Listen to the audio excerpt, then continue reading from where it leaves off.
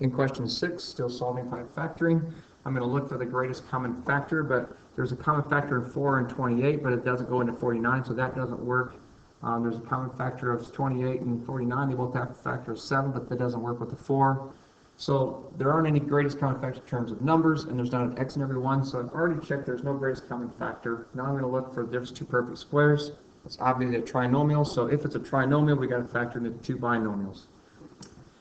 And in this case, this one factors fairly easily if you're looking for your clues and your cues. The cue and the clue that I'm talking about is this first thing's a perfect square and this last thing's a perfect square. And whenever we have those, I'd be a little bit geared towards thinking of a difference or a trinomial square. Since it's a trinomial square, what I want to do is I want to take the perfect square of 4x squared and go 2x and 2x. On my first terms, that would give me 4x squared. I look at the last sign, it's positive. Because it's positive, the signs in here must be the same. And I'm going to look at the middle sign, it tells me they both must be negative. So my signs are the same and they're both negative.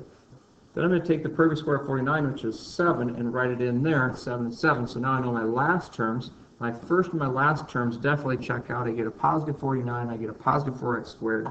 The other thing we want to make sure that we really double check on are the outside and the inside, the out and the in, going to give you this negative 28. So on the outside you have a negative 14x.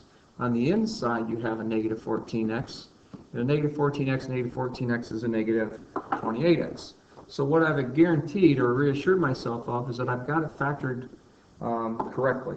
And like I said, try to use some of the clues and the things that we've talked about in recognition.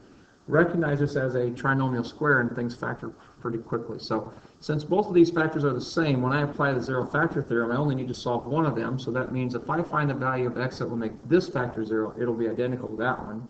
So that means 2x has to equal a 7, which means x is a 7 halves.